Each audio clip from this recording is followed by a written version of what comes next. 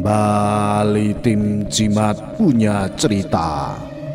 Cerita misteri bersambung. Pesugihan air mayat seri yang ke-8. Ditulis Dewi Jambi.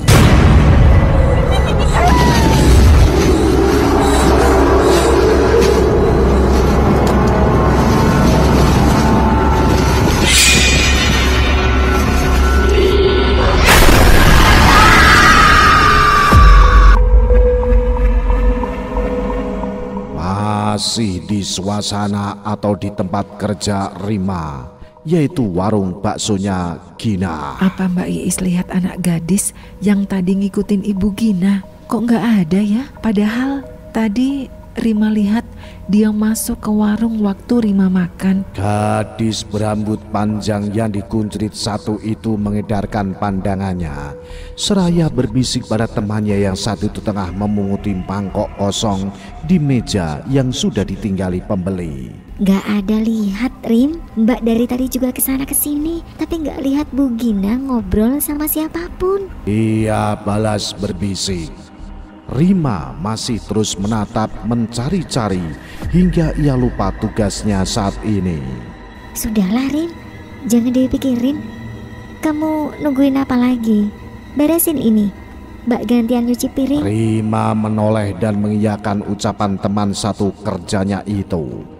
Ia bergerak cepat saat ada pelanggan yang masuk, melayani dengan ramah, meski sesekali pandangannya ke arah Gina. Wanita itu rupanya menyadari dan balik menatap. Cepat-cepat Rima membuang pandangannya ke arah berbeda. Jantungnya bergemuruh kencang saat netranya menangkap sesuatu yang tidak biasa dari bos perempuannya.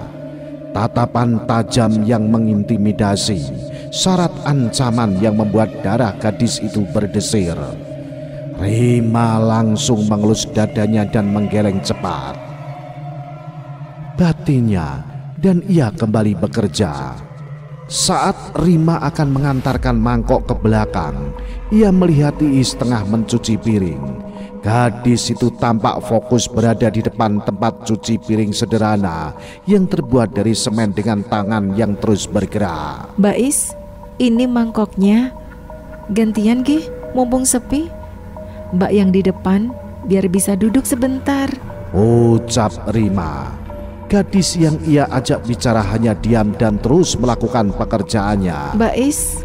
Gadis itu menoleh saat Rima berada di sampingnya. Rima tercekat saat melihat tatapan kosong teman satu kerjanya. Cepat keluar dari tempat ini kalau mau nyawamu selamat. Mbak Is, bicara apa? Mbak Is. Rima hendak mengejar Iis yang begitu saja berlalu dengan langkah yang cepat menuju ke dalam warung. Tapi pekerjaan yang menumpuk menahannya. Rima terpaksa ke tempat semula dan kembali pada pekerjaannya, mencuci piring dan mangkok kotor yang bertumpuk juga banyak jumlahnya. Maksud Mbak Iis itu apa ya? Rima berbicara pada dirinya sendiri dengan tangan yang terus bergerak membersihkan mangkok-mangkok kotor di hadapannya.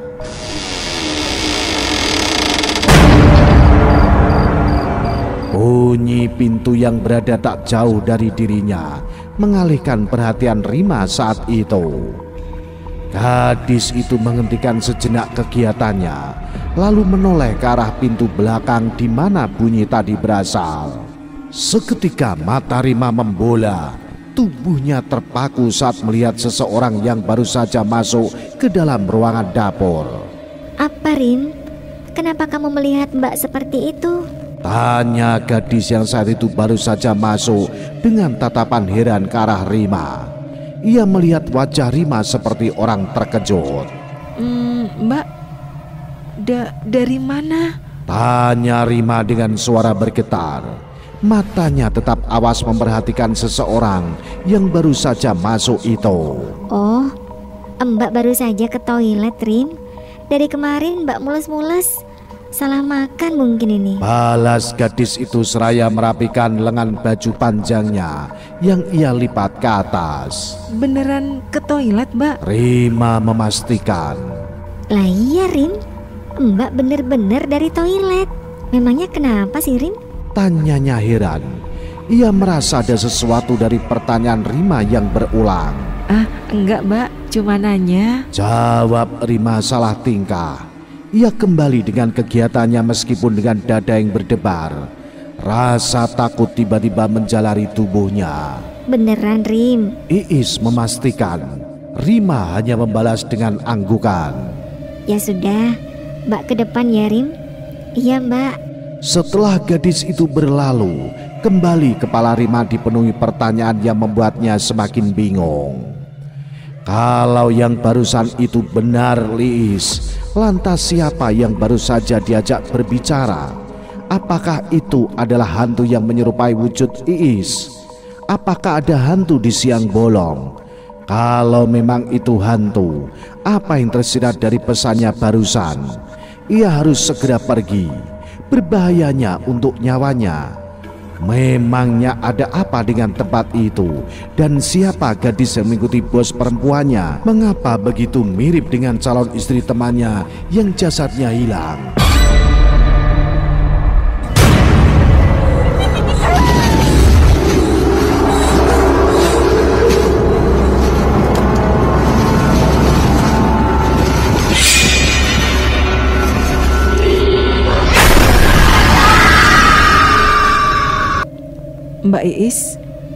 Mbak Iis kok pucat? Tanya Rima saat mereka berada di parkiran. Setelah menerima gaji baik Rima maupun Iis sama-sama kredit motor. Lis beli motor Beat dan Rima beli Scoopy. Masih mules? Imbuhnya lagi. Iis menggeleng pelan. Nggak tahu nih Rim, perasaan Mbak nggak enak. Rasanya pengen berhenti kerja. Tapi jujur, selain gaji di sini yang besar, juga bos kita tidak terlalu cerewet. Malahan pekerjaannya terbilang santai. Tapi entah kenapa hati kecil Mbak kepingin pergi dari tempat ini tanpa tahu apa penyebabnya. Menurut kamu, Mbak harus bagaimana ya Rim? Tanya gadis itu dengan tatapan sayu. Rima yang sudah duduk di atas motornya tampak diam dan seperti tengah memikirkan sesuatu. Bagaimana Rim? Desai saat melihat Rima tak juga menjawab pertanyaannya. Mbak tahu apa alasan Mbak Tini berhenti? Rima balik bertanya dengan Iis dengan cepat menggeleng. Sebenarnya aku tadi... Rima, Iis, kenapa belum pulang? Hari sudah semakin sore, nanti kalian kemalaman di jalan. Tegur seseorang dengan suara lirih. Dua gadis itu refleks menoleh dan mendapati bos perempuan mereka tengah berdiri dengan pandangan menelisik.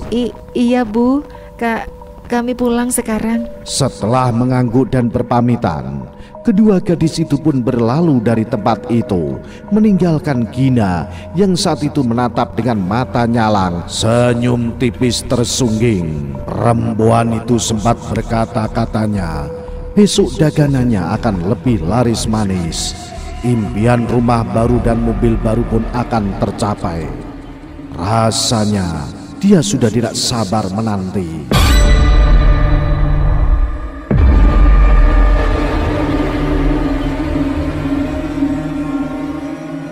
Sementara itu seorang gadis memacu kendaraannya dengan kecepatan sedang.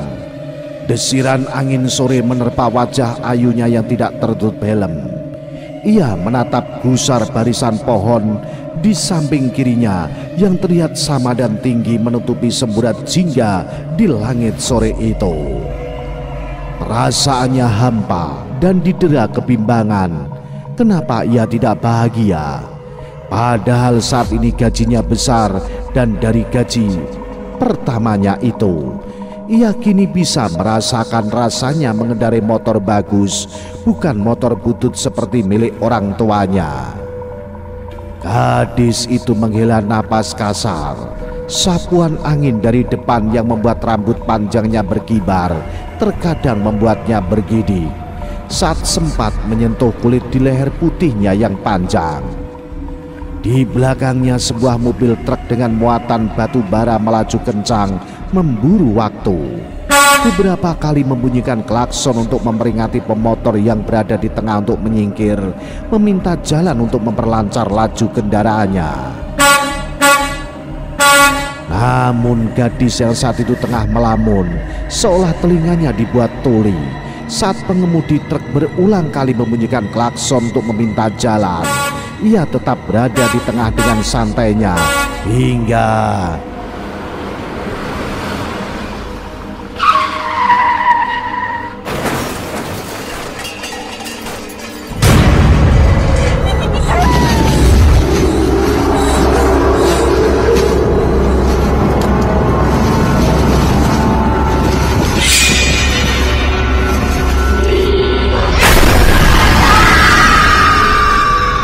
motor tertabrak. Tubuh itu terpental jatuh ke aspal dengan kepala yang terhentak di pinggir jalan. Motor terlindas ban truk dan hancur berantakan.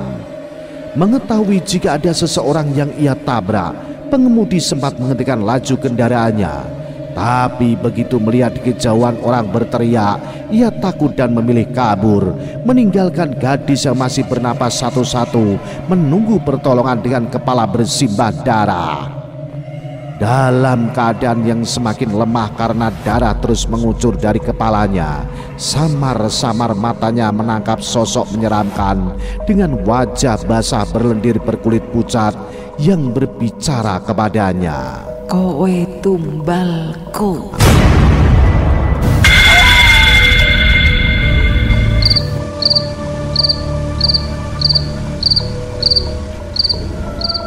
Nah, siapakah dia dan bagaimana kisah selanjutnya? Ikuti terus cerita misteri bersambung. Pesugihan air mayat. Salam Jimatres, salam satu misteri. Au.